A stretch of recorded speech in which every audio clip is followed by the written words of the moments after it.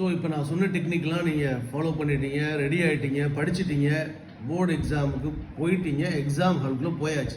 எப்படி எக்ஸாமை கரெக்டாக எழுதுறது? So how to write the exams with confidence.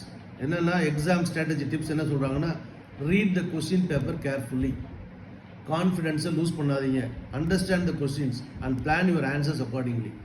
Read thoroughly. Question paper read பண்ணுறதுக்கு தே கிவ் சஃபிஷியன்ட் டைம் இல்லையா? அதுக்கப்புறம் எடுத்த உடனே உங்களுக்கு நல்ல தெரிஞ்ச கொஸ்டின் எதுவோ அதுக்கு ஆன்சர் பண்ணுங்க. Answer the easy questions first.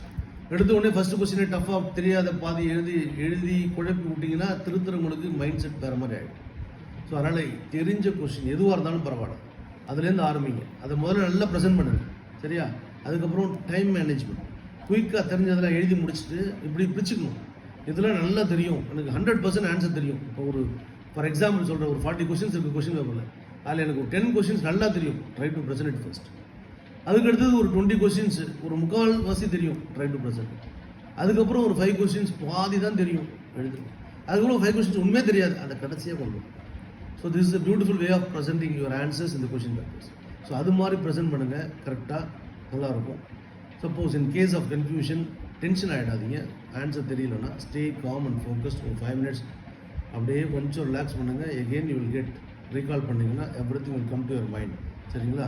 அதுக்கப்புறம் எழுதிட்டு better to review your answers. எடுத்து பாருங்கள் என்ன எழுதுனீங்க, what was the question asked, whether it was presented correctly. In case ஏதாவது தப்பாக இருந்ததுன்னா அடிச்சுட்டு அடுத்த ஆன்சர் கரெக்டான ஆன்சர் எழுதணும். ஸோ ரிவ்யூ பண்ணுறது வெரி இம்பார்ட்டன்ட்.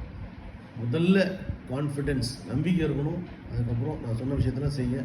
டெஃபினட்டாக you can get more marks. Thank you.